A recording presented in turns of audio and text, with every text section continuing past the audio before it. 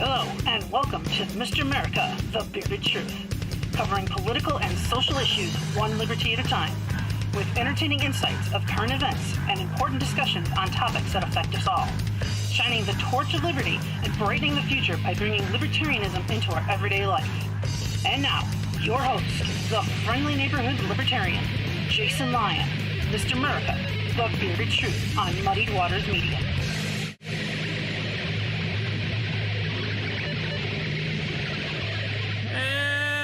Hello, everybody. Welcome in. I'm so glad it's another beautiful Friday. Which means you're, of course, here on Muddy Waters Media with me, Mr. America, the Bearded Truth. I've got an excellent guest today. It is the one and only Feena Bonoan. So today she is joining us today. We're going to talk a little bit about the Jones Act. We're also going to be talking about something a little near and dear to a lot of libertarians' hearts, and that's, of course, talking a little bit about the war on drugs, specifically around cannabis reform. So I've got some updates on the William Henry circumstance up there in Indiana. So it will be, we'll have a lot of things that we're going to be touching on today. So it's going to be well worth your time, educational, because the Jones Act is something that we talk a lot about, but it's not something that a lot of people dive into. So today we're going to be doing that with Feena, and I am so incredibly excited for that. But before we get into the show, of course, I have to address this comment. I should tune in here because my social media comments are going to kill my social score. Watch out for that communistic social score. First of all, thank you guys, each and every one of you guys, for joining in today. Whether you guys are joining us on all of your favorite social media platforms, whether that's Facebook, YouTube, Twitter, Twitch, Float, Odyssey, wherever you're seeing the live stream, thank you so much. If you're catching us later on the podcast, thank you for that as well. Make sure you guys are giving us those 5-star reviews. If you're watching on YouTube, click the bell. If you're on Facebook, put us as your favorite. We are fighting a little bit of throttling from some of the social media apps. So what you can do to make sure that you get us whenever all the videos come out from Matt and Spike, or of course here on Mr. America, the Bearded Truth, however you can see us, we want your phone to blow up whenever we go live. So thank you guys so much for that. Thank you to Matt and Spike, of course, for continuing to give me a platform to reach out to and use and voice my opinions, my views, and my stances on everything, and to bring on amazing guests such as what we have today. Thank you to Brian Scott Lambrick and Jenny for the introduction song that we use on each and every one of these episodes.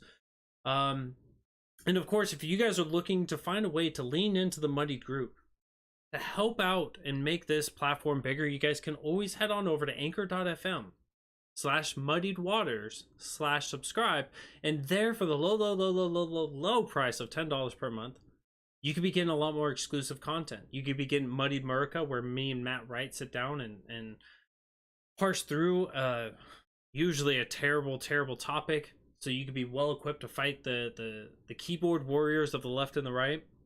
Or you could be catching that third exclusive episode of Matt and Spike each and every week. So there's a lot of great content out there. There'll be more and more content being filled out, but only those exclusive subscribers, by going over to anchor.fm/muddiedwaters/subscribe, will be getting in on that. And of course, I want to give a huge shout out. If you guys missed last week's episode, we had Spike Cohen coming on, and we talked about what's ailing us. We talked about how to fight through some of the mentality, some of the physical ailments that bring us down to the darkest holes.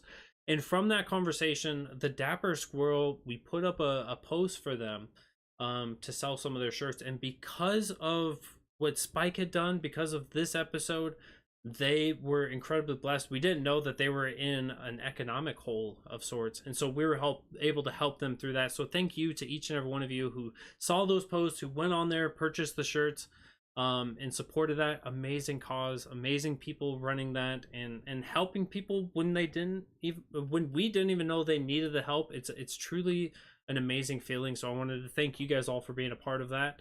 But we do have to talk about, here's that Dapper Squirrel, if anyone's looking for it. dappersquirrel.com/products, and then you can find the Dear Person graphic tee. We do have 2 events coming up that I want to shout out for everybody. So if you're looking for something to do in Ohio on August 20th and 21st, this is something that you're going to want to be a part of. We're going to be talking about criminal justice reform. It's going to be a summit for 2 days. You can sign up. It's free event. They're going to cater in food. They're covering hotels. Just head on down to rebrand.ly/CJR. You'll be a part of this. Spike Cohen will be there. I will be there. Kelsey Lyon will be there. There's going to be it's a star-studded event, and we're going to be talking about criminal justice reform, engaging in the political arena, whether that's at county, city, or at the state level. Being able to take these steps to make a brighter future for all. This is something you're going to want to be a part of. Head on over to rebrand.ly/CJR to sign up today. If you're looking for something to do this election night, head on down to Brevard County, Florida. If you head down to Melbourne, Florida, to Brevard Zoo and Naimi River Lodge, Spike Cohen, myself, and a bunch of other amazing libertarian podcasts. There's going to be a table there for Defy the Power and Stitches and Glitches that you're going to want to get some merch from. This is going to be one hell of a night, one hell of an event, and they're looking to get help. And so if you guys are able to make it there November 8th this year, down there to Brevard County, Florida, head on down to lpbrevard.org/gala, sign up to join. If this is something where you're not going to be able to make it, but you want to sponsor the event or you want to be a part of the brochure, head on down to lpbrevard.org/gala-sponsors. My militarism almost came out and I almost said gala tax sponsors. I don't know how many people would get that reference outside of military.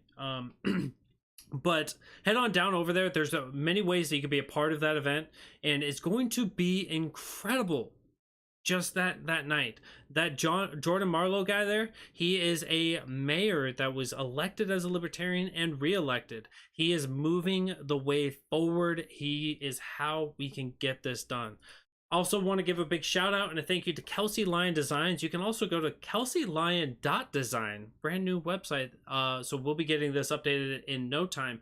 But if you're a candidate, if you have a business, if you have an event coming up and you're looking to take it to the next level, Kelsey Lyon Designs is going to do that for you.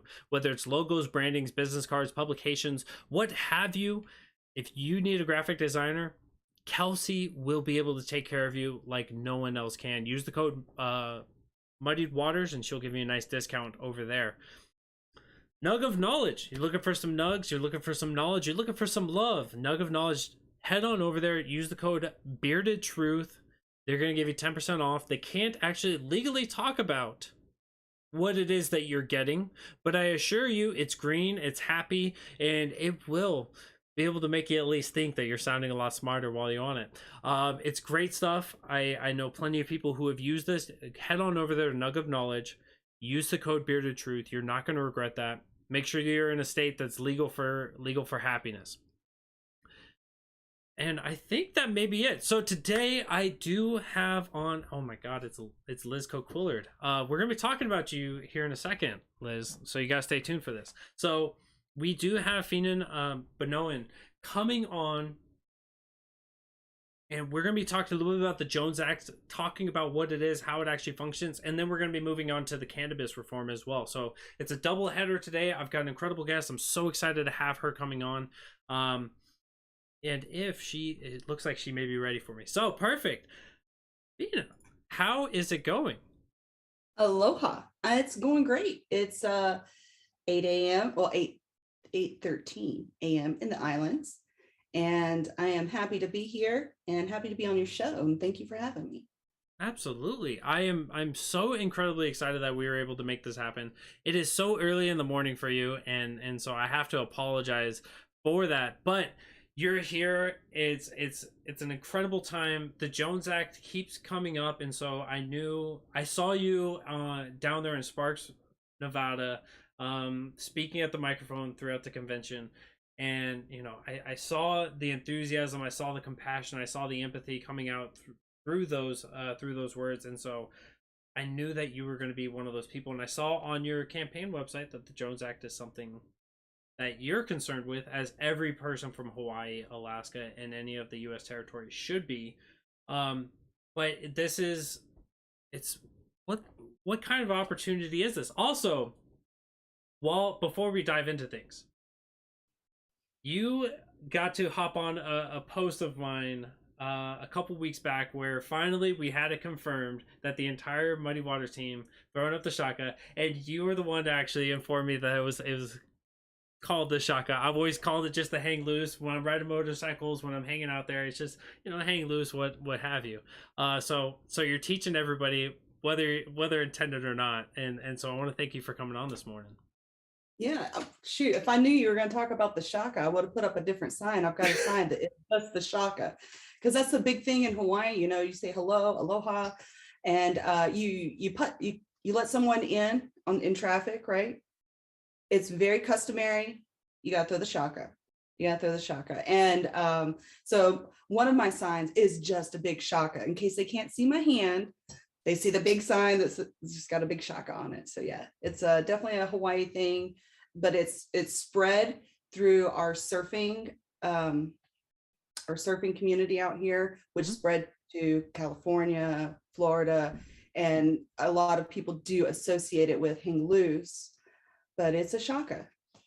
See, yeah, so I think that I got mine from more up the coast where nobody wants to go surfing, up there in Washington State where the water has ice cubes year round, it feels like. Now that I'm a resident of South Carolina, I can go lay in the ocean, much like you guys can, almost year round, and it's just beautiful. It's amazing. You get to see those sunsets. Washington, not so much. So I don't know who brought it up there, but I wouldn't attribute it to the surfers. Probably a lot of the Pacific Islanders who live up there. But it's incredible little piece of culture that I've brought with me across the coast. I think I'm the only motorcyclist that was riding up and down the East Coast, and every time I'd see another cyclist or rider, I would just throw them up the shaka, and it just stuck with me. So I want to tell you a little bit about the shaka. I know we're deviating from the Oh, message of right course. now, but the shaka has a mixed history. There's no true origin story that's 100% factual, or everyone's got a little different variation of the same meaning though. And I've heard variations of a man that got 3 of his fingers chopped off, right? And he was in charge of the train that was out here in Hawaii. And kids would jump on the train to get a free ride, but only if they saw him wave. And so that's one of the stories. That's the predominant story that's out here in Hawaii. But the message of it throughout different stories is the same, which is it's safe, it's cool, get on board. I love it. I love it. Learned it so much. Now I think that this is the perfect segue. It's safe. It's cool. Get on board. Let's end the Jones Act. So what is the Jones Act? Oh, I'm so glad you asked. And I know this is springing on you, but in the chats, I did post a YouTube video. If you can play it, if it's possible, I don't know. Let's see. And this YouTube video is from Hawaii's Grassroot Institute, which is Hawaii's think tank. It is it's really the most trusted think tank out here in Hawaii, and it was started by a libertarian. And it's a great video. It really explains the nuts and bolts of the Jones Act, which, as a libertarian, when you hear end in any kind of act, we're already like, oh yeah, I'm on board. If it's making less government, yeah, check me for the box, right? Yeah. So it's an easy sell to libertarians, but for people that like to use the government to ensure job security, it's not necessarily something they want. Yeah. But it's something that everyone will benefit from, at least in Hawaii for sure, in Alaska, Puerto Rico, because everything that comes to our states has to come from a Jones Act ship. And what that means is all the ships have to be flagged an American ship, has to be owned by Americans, staffed by predominantly Americans, and also has to be built in America, which we're not that great of a shipbuilding country. That's not our bread and butter export. Yeah. So I have the video up. Let me pull this up and play it for you. Everyone can see that, I hope. I don't know if you'll be able to hear this, so I apologize if you can't. Can you hear it? Oh. Ah. All right. Well, you get to see at least, at least what's being said.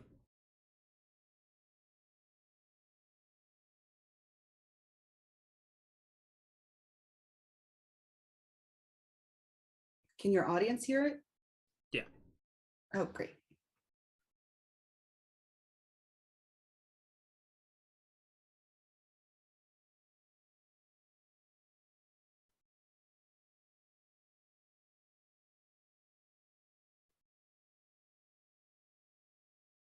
No, they can't. Okay. Hold up. Let me fix that.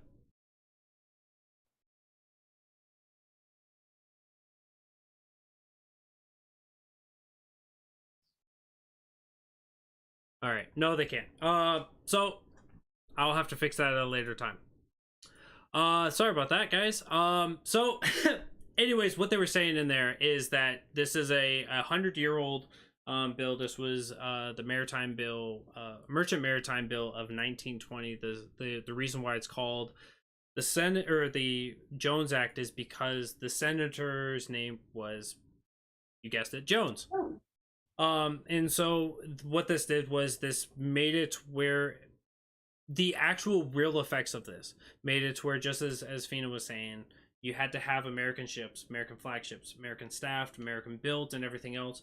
This was created as, it wasn't justified as, hey, we need to have Americans produce this and provide this. This was provided as a national security thing. This was on the in the wake of World War One, where Senator Jones and many others were concerned that America's Navy wasn't going to be built enough. It wasn't going to be strong enough. Wasn't going to be robust enough. And so we need to force America to build more ships. And so why not use the merchant routes? And so they created this bill. And what the result of this was that they created this bill to where, as we expressed some of those concerns, that the only people who'd be able to go from a U.S. port to a U.S. port was these ships. And so this left out Hawaii, Alaska, and all the U.S. territories. Thank you, TJ, for giving me a pass on this one. But so how does this actually affect Hawaii? How is this impacted Hawaii as a result of this? So I want to touch on what you just said real quick. Yeah. So you're right. It was passed after World War One with the intentions of making sure that we had enough sea force in the event of another world war, which did happen, World War II. And we were the prevailing sea force in World War II. So that was also at a time where we were still building wooden ships. And now we've moved on to steel. And the idea comes from like colonialism and even previous wars, civil wars, where we, America and other countries would take merchant vessels, throw a cannon on it and call it a warship. And we're in a new era, right? So it doesn't really work. We have plenty of warships right now. We're still building warships. We're not building anymore. We're not building as many container ships and shipping ships as we are warships. So it's kind of a moot point to say it's like a security issue anymore. It may have been then, not anymore. A lot of things change in 100 years. So how it affects Hawaii.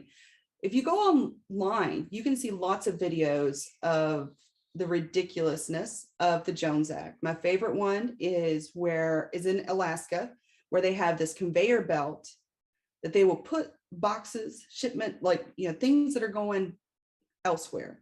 They'll put it on a conveyor belt, take it down a couple yards, put it back on the conveyor belt, put it back and send it back, and it's past the Jones Act.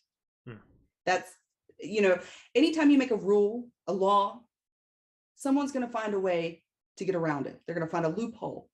And that's what they're doing. And it's just like these ridiculous things, right? How it affects Hawaii, obviously, it affects our cost of living out here. Everything is impacted by the Jones Act when it comes to price, because it costs, even if you buy local, there's things you can't buy local. There's things that Hawaii doesn't manufacture. Yep. And we are in a world economy right now. We are in a world economy. And the world has more shipping vessels than we do. So in COVID, during COVID, we were hurting for toilet paper way longer than you guys were. And that it wasn't just toilet paper, it's food, it's gas. Everything. And so let me tell you, I've got two stories to tell you about in Hawaii. One of them I heard from the last podcast I was on from a native Hawaii person. And he was telling me about his friend that was opening up a food truck. So he had a food truck shipped to Hawaii. And when it got here, because it wasn't shipped correctly, according to the Jones Act, he either had to pay to ship it back and get it shipped correctly, or they could smash it right there and destroy it. And to me, that's getting in the way of business. That's getting in the way of small businesses. You know, food truck guy, he's not building a corporate America something. He's not making millions of dollars where he can just ship it back and get it done the correct way, right? Yeah. And he sure can't afford to have it just smashed. He just bought that. That's an investment that he made to further his livelihood. Yeah. Right. So there's one instance. The second instance happened today, and it's not a rare occurrence. I've lived here for almost 10 years, and I would say it happens at least annually. And that is that we found a snake in Hawaii, in Kapolei, which is where I live, in the Home Depot. Now, for folks that don't know, Hawaii is absolutely zero snakes. Zero snakes. We do not tolerate snakes. Snakes would devastate the ecosystem out here. Yeah. We're one of the few places in the world that do not have snakes. We have indigenous birds. We have birds that live nowhere else except for Hawaii. A snake into this environment would devastate it, especially something like the pythons that they have in Florida. I just read recently that the anacondas are even in Florida now. We don't want that in Hawaii. Yeah. You would think the Jones Act being something that the government puts out and is supposed to follow the laws and everything, you think that it would benefit Hawaii to have the Jones Act in place so that they're looking through the cargo, making sure that there's no invasive species coming over here. But it's not. It's not serving Hawaii at all. No. If it was doing even the least for Hawaii, we would not have snakes ever come to Hawaii. I think with both of those stories, I think it's really important. And John Morrissey put in the comments for the first story of the truck driver or the food truck. If he was a large business, if he was a large corporation, the politicians would have bent the rules for him. But because he was a small business, those barriers are there to keep him down. So that's incredibly important to note. When it comes to the snakes issue, right? Their idea of protecting Hawaii, their idea of protecting Alaska and all these other things is to just look at the vessel, not to look at the contents of the vessel, which is one of the utmost failures of this. But I want to highlight this in the way that this functions, right? Because Hawaii, Alaska, these are I used to be an Alaskan resident for many years. They are dependent upon trade from coming outside of its borders. When it comes to Hawaii, there are thousands of boats that travel past Hawaii shores that go to California, that go to Washington, that go to these ports up and down the West Coast. Because the Jones Act is there, these boats can't stop at Hawaii and then go to California. If they wanted to actually go to Hawaii, they would have to go to Hawaii and either go up to Canada to one of their ports or go south to Mexico or even further south in order to come back and touch base with another American port.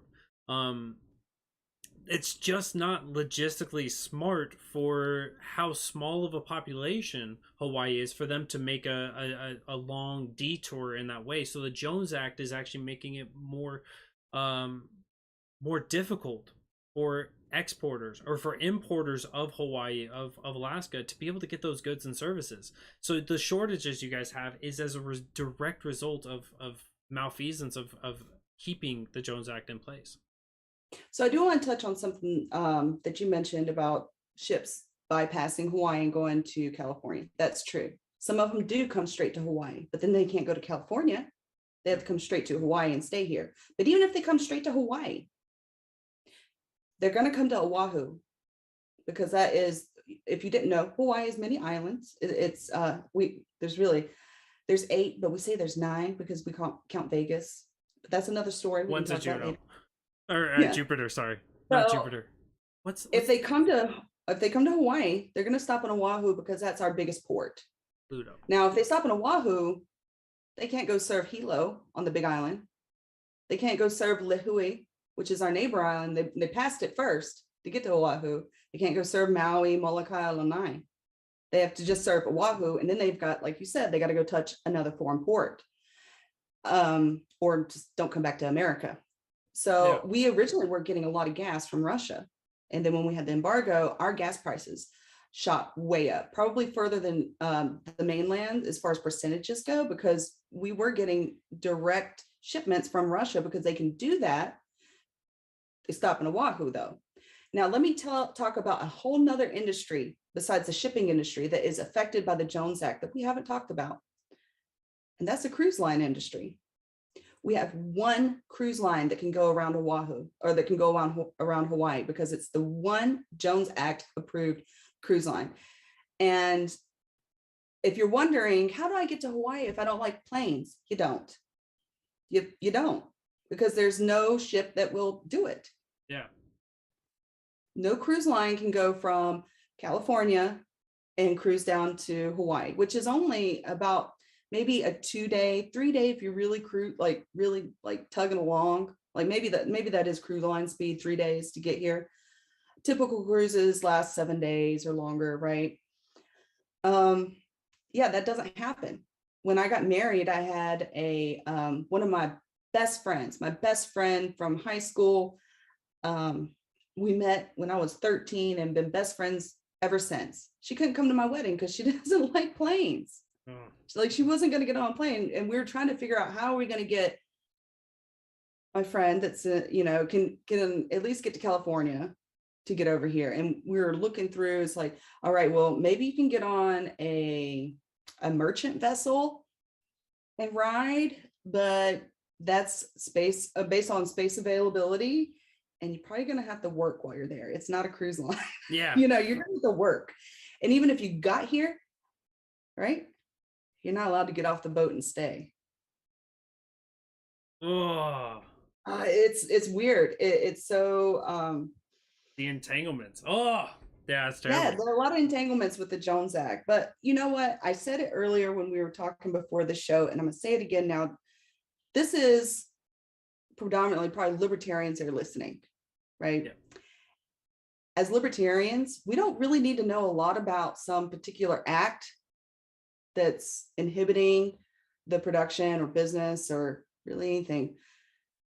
We're against it already. Yeah. We're down to end it. Yeah, that sounds great. If it's getting in the way of progress and getting in the way of people's lives, get rid of it.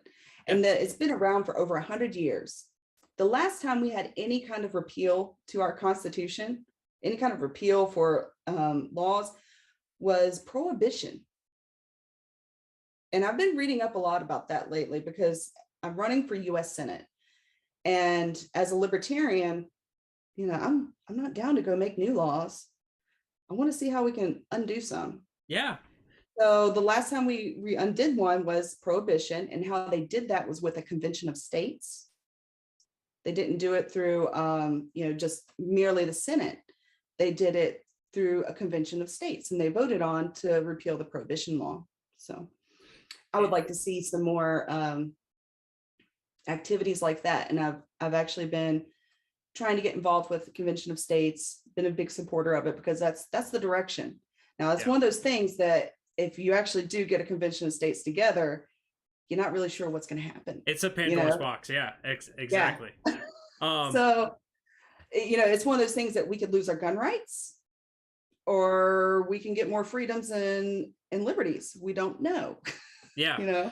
it is definitely pretty crazy, but you know, when you were talking about it, it reminded me of the most underrated president in our entire history, and that was Silent Cal. And my favorite, absolute favorite quote of his was that it's more important to remove bad legislation than to enact good legislation. And when we look at the way that we have just stacked legislation on one over another, over another, over another, there's so many layers of bad legislation that have come come from this, that we have to start tackling those and start removing as much as we can, and this Jones Act is definitely one of those. I want to touch on this just for the audience's sake, because when we talk about this, people talk about it, proponents of the Jones Act will talk about it as national security. If we get rid of the Jones Act, then we'll have Chinese boats coming from China and floating up the Mississippi and infiltrating our entire country, and they'll be dumping off troops. Is kind of this hypothetical, unrealistic thing, because just a quick fact check on this: there's boats that are in the open ocean, and there's boats that go on rivers. They don't mix. They don't match very well. It's like having a drag car that's also going off-roading. You don't have that. You have to make a lot of changes, and boats aren't one of those things that you can change on the fly in that way. Yeah, I will disagree with you there, because I was in the Navy. Mm-hmm. I was in the Navy, and out in the rest of the world, you'd be surprised what people consider seafaring. Like, they'll call a speedboat, a little dinghy fishing boat, they'll be in the open ocean, like many miles away from shore. Like, we're around, we're fishing. So, side note, what did you do in the Navy? Well, I was a computer and networking technician for the weapons system originally. That was my big job. That's what I got hired to do. Mm-hmm. And being in the military, you take on collateral duties. So I was also a community relations coordinator across the world. I dealt with countries all across Europe. And then my final duty station, I was a prison guard for Hawaii's own mini Alcatraz. Wow. So when I got here, I thought that I was taking duty, and that the majority of the prisoners were going to be like, pineapple thieves and kitten smugglers. I was wrong. And it's a mixed bag. And there's no pineapple thieves or kitten smugglers in there. It's mostly pedophiles, domestic abuse, people that smoke some pot, and people that didn't show up to work, and they're imprisoned. Wow. So I usually have like a cool story, because I was in the Navy as well. I was a nuclear mechanic on submarines. So bubblehead. Yeah, so I sat in a tube all day long. That's all I did. Didn't do much because I was a pre-com, but it's cool to find another Navy vet out there. Well, when they were letting right before I got out, they were starting to allow females on subs, and I was one of the people that they were looking at, because they had certain people that they looked at to go on subs. Yeah. And as my original job as an Aegis fire controlman, that's something that they could have made into something. That's amazing. So we got out probably roughly around the same time. I got out in 2015. 2016 for me. That's amazing. I was on the East Coast, so we were nowhere near each other. It was actually funny, because when I went through training, I was on East Coast too. I was in Norfolk for several years. Yeah. Oh. Norfolk, yeah. And then you guys have your training down in Georgia, correct? So I did mine in South Carolina. Oh, okay. All of my training. Okay. All your training. Yeah, so I did 3 years, 2.5 years of training in South Carolina, but it was all at the nuclear facilities. There are some training down there in Georgia for the boomers, for the boomer class, and for the conventional rates. But I went from there. I was first one qualified mechanic in my class that was not going to ELT, and I put on my dream sheet, I was like Hawaii, California, Washington, Guam, Japan, and they were like Groton, Connecticut, and I was like, there you go. That's not even the right coast. That's y'all's home. That's y'all's home, Groton, Connecticut. Yes, submarine home of the world. And so our home was a little town, called a smaller town than Groton, Connecticut. I promise you that. called Dahlgren, Virginia. And Dahlgren is about 45 minutes from DC Okay. in the armpit of Virginia. And there's nothing around. They got a Walmart recently. Oof. Oof. That's terrible. Yeah. Yeah. Broughton was I was so glad to have met my wife while I was up there, but that was the only thing that was good from Connecticut. Um, so I got out and I immediately moved south. I was like, southbound, get me out of here. And so that was good. So we both now are living in states that we weren't originally stationed in.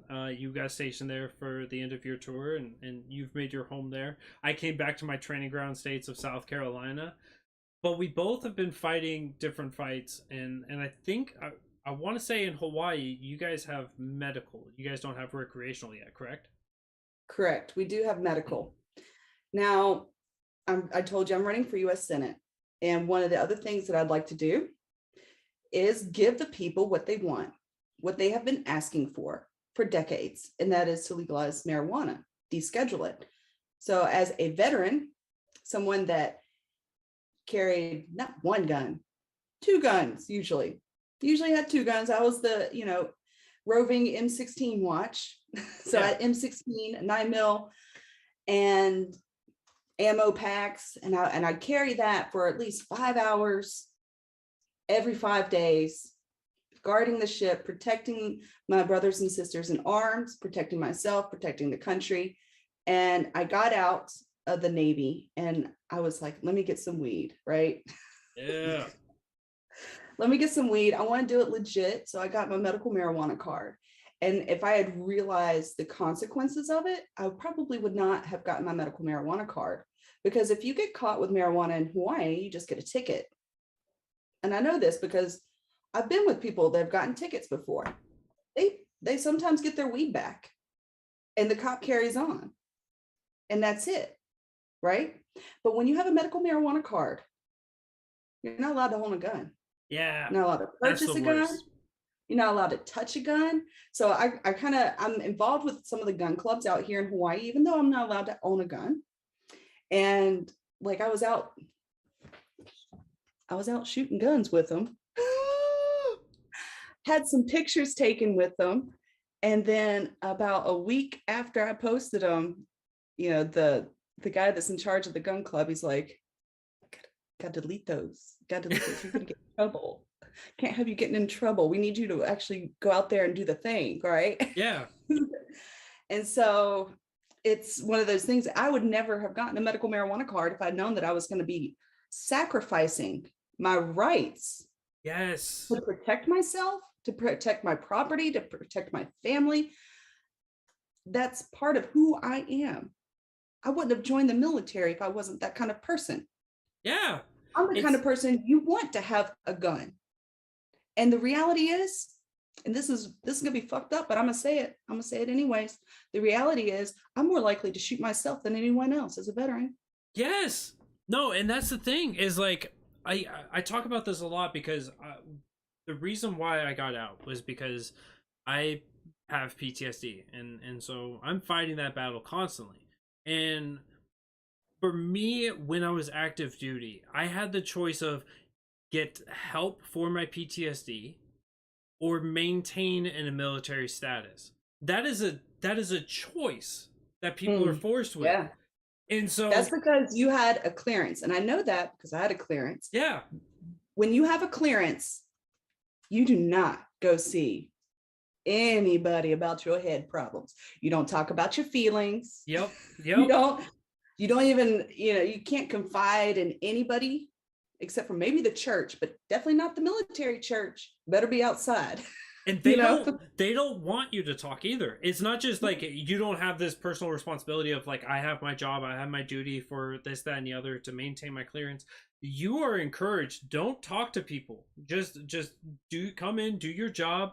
If you've got to go and booze it up, go ahead, booze it up. We can send you to alcohol therapy. Just don't drive drunk. Just self-medicate, if you will, but don't self-medicate with lots of alcohol. Yeah, just don't let there be a paper trail with it. And so the troops see this, and so we realize that there's a choice there of, do I take care of myself or do I put the military first? And so when you put this in front of people like yourself, when you get out and you're like, I can get a medication card now. Unbeknownst to you, it was a choice of, do I have the right to consume whatever I want into my body because it will be beneficial in a medicinal way, or do I have the right to be able to protect myself, my family, my home? We can't keep having these choices of, either people don't get the help that they need, or they are able to continue doing what they need to do in order to survive. These shouldn't be choices being pinned against each other, but sadly, the way that our legislatures have worked in states, and certainly in the federal government, is that you have to sell a right to gain another right. It misses the whole idea there that these rights are inalienable, in fact. Mm-hmm. By you owning yourself, by you owning your body, you get to choose what goes in your body. I don't get to tell you you don't get to put McDonald's in your body because it's terrible for you. I don't get to tell you to stop drinking 16 Red Bulls in a day. That's probably why you actually have insomnia. We don't get to tell people what they put in their body, but for some reason, merely putting cannabis into your body, which doesn't make you a violent offender, doesn't cause you to become violent. People do become violent by virtue of their own nature, but those shouldn't be prohibiting you from being able to exercise your Second Amendment. Correct. And the reality is, most people, well, I mean, I don't want to say most people, more people get violent when they drink. Yes. It's a common trope that happens when people drink. That's part of the reason why I don't drink, because I start throwing, I might start throwing too. So I don't really drink. So I like to smoke weed. It keeps me calm, keeps me focused. I'm not a couch potato pothead. I'm the kind of pothead that kind of freaks other people out, in that I smoke some weed and I'm like, let's get this shit done. Yeah. No, that's me too. Like I used to, when I used to smoke, I would smoke and then I would go rebuild a car engine. I would smoke and I would go build something. I would smoke and I would go read something. Like I was going to do things, and it helped like clear my head enough. The only violence that I would ever commit when I was under the intoxication of cannabis was on a bag of Cheetos or Doritos. Like don't stand in the way of me on them. But apart from that, like, cool, calm, and collect. I would laugh more at your jokes. So if you're trying to be an aspiring comedian and you need somebody to prop you up, come find me. Give me a bowl and let's go. Yeah. And you know what? I'm the kind of smoker that I'm not necessarily going to share my weed with you. I maybe will ask if you would like some weed, but if you say no, I'm not going to push it. I'm definitely not pushing it. That's more for me. I'm not going to hand you my blunt necessarily. You're probably going to have to ask for it, because I'm probably going to smoke that all by myself. And it's a different community. It's a different community nowadays than it was even back in the 60s. Like, hey, come on, man, just smoke this joint. You're not cool if you don't smoke this joint. I don't care if you smoke my joint. I don't want you to smoke my joint, because that's more from me. Yeah. You know, you're taking my weed. If you want a joint, go buy your own weed, roll your own joint. I can show you, but I'm not going to roll it for you. Yeah. I'm still so offended by the dare of like how often they were telling us, people are going to come offer you drugs. I'm like, why did you guys give me, between that and quicksand being prevailed as like the worst thing ever in the world, that we're going to confront this all the time. Like, bro, I failed the dare. Let me tell you how I failed the dare. I was the dare essay winner. Like, my essay went into like little books or whatever to be published for other kids for the future. And I regret my dare essay. I really do. My mom had it framed in her house, and it's just like, my mom smoked pot and she thought it was hilarious, but I regret what I wrote, because it's from a small child's point of view. Are you saying children are not infallible? I think there's a couple children in the news that may... No, I'm just kidding. Well, you have such a limited view of the world as a child. Yeah. You don't understand things. And for people to be pushing agendas, which the dare is an agenda, onto others, of telling them how to live their lives, Yep. these children are just going to soak it up. And let me tell you, when we grow up and we learn the truth, we're not going to be happy with what we were taught. Yeah, and I don't want to share too much of Matt Wright's story, but Matt Wright was talking about with his life. You know, he was raised in a very conservative household, and drugs were bad, okay, and he tried weed one time, and he was like, "This was not nearly what it was like made out to be. Like, this was not that bad." And so, by virtue of the terrible way that people frame it as it being the gateway drug, it's more the laws around it, it's more the stigma around it, that when people try cannabis for the first time, and cannabis is something that I'll advocate for people to try out, for the medicinal purposes, for the relaxation effects, for, you know, for a litany of things, people go, if this is made illegal, is it true what they say about meth? Is it true what they say about black tar heroin? Is it true what they say about cocaine, about MSD, about, you know, all these other drugs? And it's just like, people try those, and when we talk about the idea that the first time you shoot up heroin could be your last time, you know, that's true, but people, because they've been stigmatized, because of the propaganda around it, they're more apt to try these out rather than actually being truly educated on these things. And of course, indoctrinating children is, you know, without going into the military thing, this is why they go after young people, people that don't have their prefrontal cortex fully matured yet, is because they want to get them when they're susceptible to these things. And so, you know, as we go out there and we talk about it at the state level of medicinal cannabis, or at the state level of legalizing recreational or decriminalizing, or at your level of pushing at the federal level of ending the war on drugs, these are things that we have to do, because an ignorant society that is throwing people in their cages for lifetimes, as a result of wanting to put a plant in their body, it's got to end sometime. Yeah. You know, when you talk about going and giving the government hell, right? That's what libertarians want to do. Yeah. And so when you go to the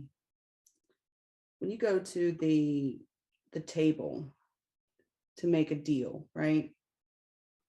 You don't go there and offer what you're willing to walk away with. You go there, you ask for it all. Yes. Ask for it all. And so I would love, you can quote me on this, I'd love to get rid of the FDA. I'd love to get rid of the FDA. Just see ya. I gotta cover these, because these are gonna be showing for a while now. Don't talk about ending alphabet agencies on this show. I'll get too excited now. No, but could you imagine what that would do? I mean, not just marijuana. Don't think about drugs. Don't think about the things that people put in their body necessarily for, you know, to get high or whatever. Don't think about those. Yeah. Think about cancer treatments. Yes. Think about where the FDA isn't being applied to right now when it comes to fast foods, when it comes to how they're encouraging bad food for your body, for your consumption, but they're banning things the food guide pyramid. Oh my God, the food guide pyramid made me fat. I know it did. I can blame any of childhood obesity.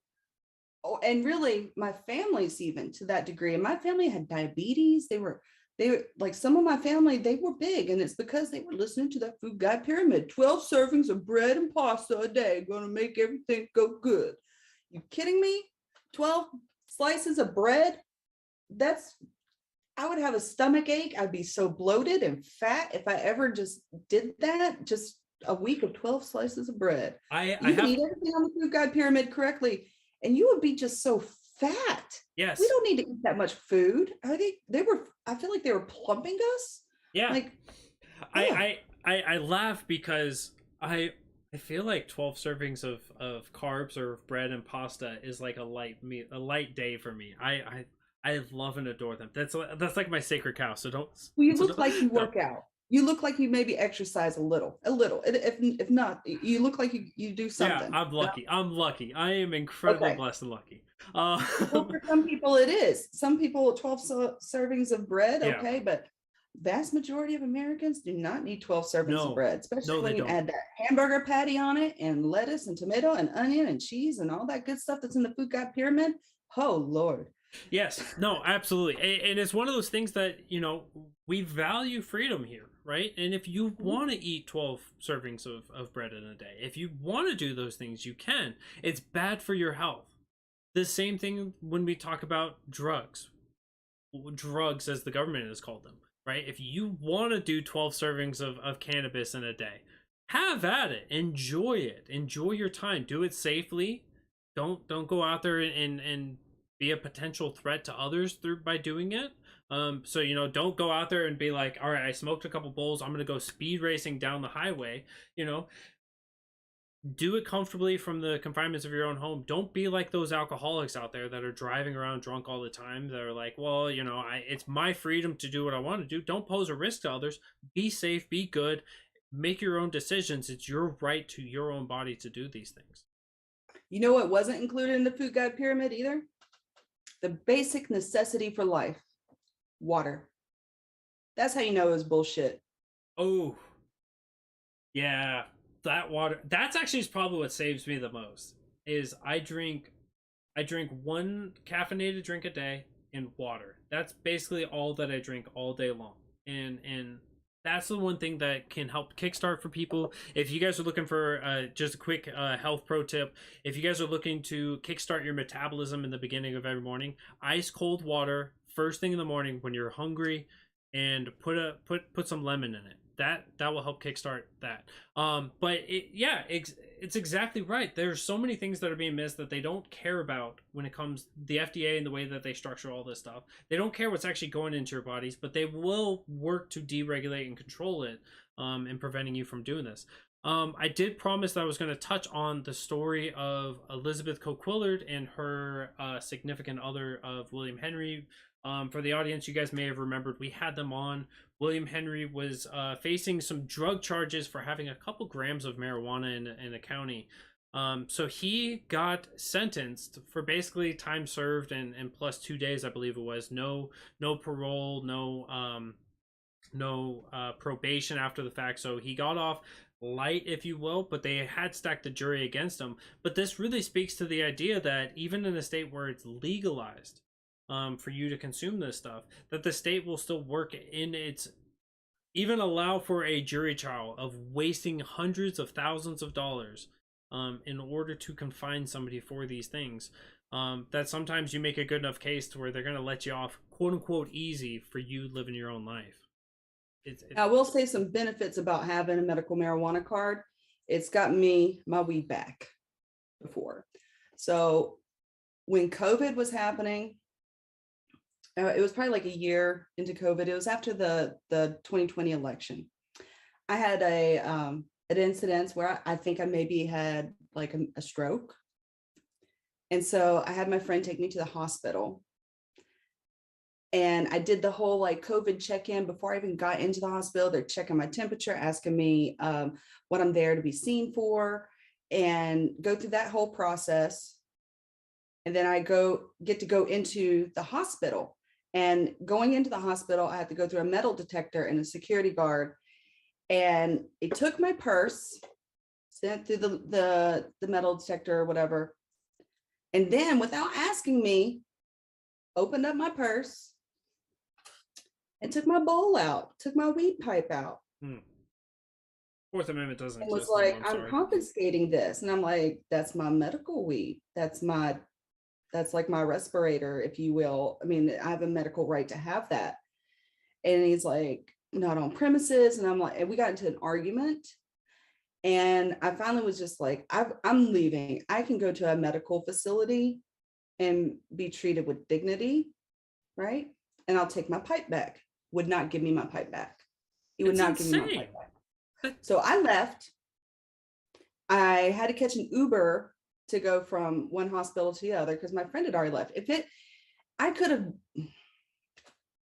been a lot of things different that happened Yeah. You know, I fell leaving the hospital that just like checked me and was like, yeah, you need to go see the doctor, get an EKG and all this stuff. They saw me fall. And because they knew that I had a medical marijuana pipe with me, which of course everybody thinks they see a pipe and it's crack. Of course, everybody thinks every pipe is crack pipe. It's not. No. And it smelled like weed, straight smelled like ganja, you know? So it's like no questions about what this pipe is for. And so they saw me fall, then wait for my Uber. Nobody came to help me. I went to the military hospital, got checked out, did my blood work, and of course, what they told me was you should have come and seen us sooner. And I'm just like, well, I would have, but I was arguing with the security guard about my medical device. So I had my husband come pick me up from the medical hospital after I was released, and this has been like at least 12 hours of ordeal. And before I went to go eat, before I did anything, I went straight back to that other hospital and I called the cops on them. Now, the cops didn't come the first time I called them because I think they probably thought I was fucking around with her. I was joking, but I wasn't. So I called them again. They were there in 10 minutes.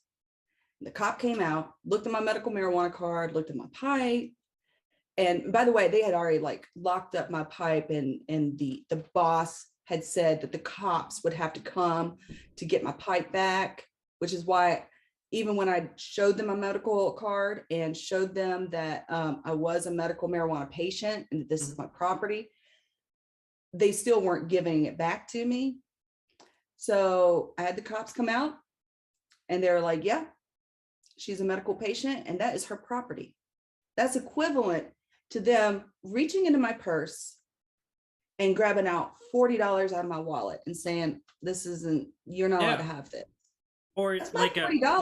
That's my property. Yeah, or like an asthmatic person of taking their inhaler, or taking somebody who's diabetic, taking their needles away. Like you just get to take people's medical equipment away from them because you've deemed it not to be anybody's thing from anyone. Exactly. You do not have that authority. Now, if you didn't want that on your property, okay, I'll put it in a locker or something. Or maybe they could have given me an option to, before my friend left, go put it in her car. But that wasn't an option. No. They have unposted warnings of don't bring this stuff up, and then when you bring that stuff up, they're going to trample you. And a comment from Facebook was, "I hope you called him a bootlicker." But I wouldn't do that in front of the cop that just got my weed back for me. I would have laughed with the cop afterwards and been like, "Look at that bootlicker out here just taking people's medical stuff." But it really does speak to this idea of especially when it's a medicinal thing, that you have a right to your equipment, not just the medicine. The method of it being ingested, that is a part of those medical rights, and we see where the state tramples on that. I see that we're coming up at the end of the show, but I wanted to give you the last couple minutes. I want you to plug your campaign site, plug where we can find you, where we can follow you, where we can learn more, and where we can support you on your race to the U.S. Senate. Sure. My name is Feena Bonoan, and you can find me on the internet, or you can find me live in person in Hawaii. If you want to come out and help with my campaign, come on. I need you. I want you. Take a vacation. Come on down to Hawaii. Help me wave signs. It's actually kind of fun. And so there's that. FeenaBonoan.com is my website. You can find me on Facebook. I'm Feena Bonoan. Instagram, I'm Feena26. Twitter, I'm Feena Bonoan. I have another website, Feena for Senate. I have another website, Feena.website. So I'm trying to conquer the internet as much as I can. So I have 3 different websites depending on what you want to know. Like, what's your interest, right? So if you're big into films and content, probably go to Feena.website. Excuse me, just smoked some weed. Right? I do have a film degree from Hawaii Pacific University and have an award-winning film that's kind of like out there. It's a science fiction type film, but it's about compliance. and a lot of people would probably like it. It's a short film. So I have short films, I have blogs on the Feena website. The Feena for Senate is more about issues, like where I stand on things, elaborated. And the Feena Bonoan.com is just like, it's the nitty gritty. It's to the point. Donate, get involved. Here's a very little bit about me, a few pictures. That's it. Like the business. Perfect. Well, It's like, how deep down the rabbit hole do you want to go? yeah. Which level of libertarianism do you want to be in on this website? That's incredible. I'm looking forward to continuing to see you campaign. I'm looking forward to seeing you continue to be successful and branching out there and pushing good libertarianism, but also good for our culture, for our society, for the good of every American out there. As we know, libertarianism is best at. But I want to thank you so much for your time today, and thank you so much for waking up so early for me. I don't know if you had to wake up early for this or not, but with you being a couple not hours that early. Okay, good. We were in the military. Come on now. Yeah, no, I know. Not that early.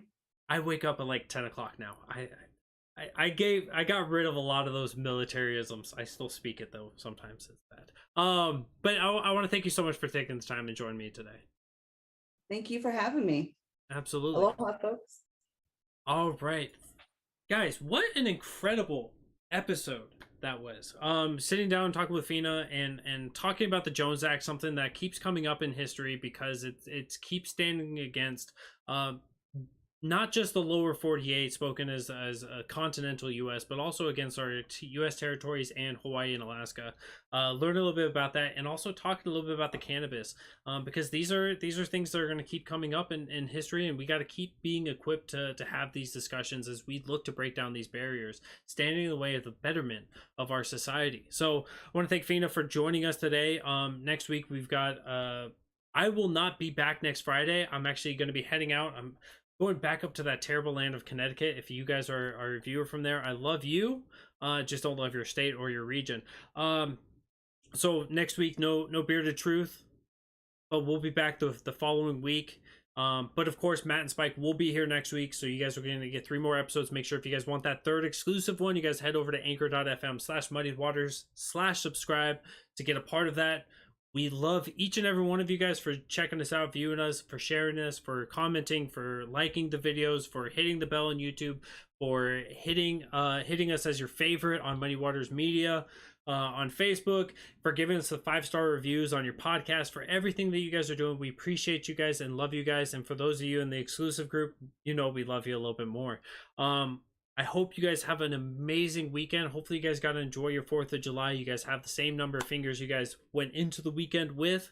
But with that, I think that's going to be it for this week. I hope you guys enjoyed today's episode. I know I love this conversation. It was a great time. Hope you guys are going to be well, be good, and keep fighting the good fight. And I'll see you guys